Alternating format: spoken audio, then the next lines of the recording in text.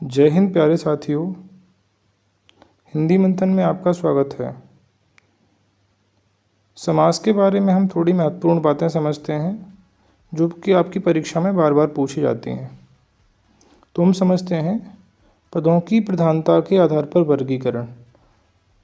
तो समास में दो पद प्रधान होते हैं, पूर्व पद और उत्तर पद।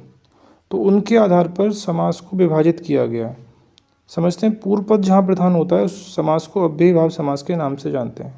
तो हम पहले समझेंगे पूर्व पद क्या होता है, उत्तर पद क्या होता है। जैसे यहाँ पर आपको दिखाई दे प्रतिदिन समास शब्द है, यहाँ पर अव्ययीभाव समास है, तो इसमें पूर्व पद प्रधान होता है। तो इसमें क्या अव्यय क्या है, प्रति शब्द है, ये अव्यय है, इसलिए यहाँ पर कौन सा समास हो जाएगा, अव्ययीभाव समास होगा। उत्तर पद प्रधान कौन कौन से में होता है, तत्पुरुष में होता है, कर्मधारय में होता है और द्विगु समास। इनमें उत्तर पद की प्रधानता होती है, मतलब कि दूसरे वाले पद की प्रधानता होती है।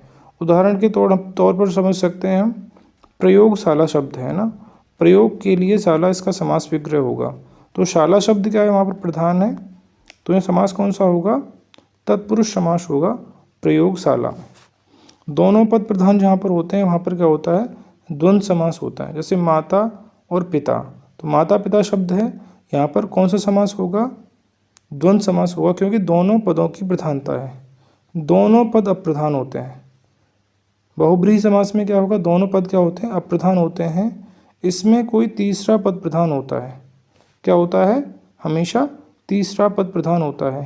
पीतांबर, पीला है अंबर जिसका, है ना, तो यहाँ पर कौन समास होगा, बहुब्रीहि समास होगा।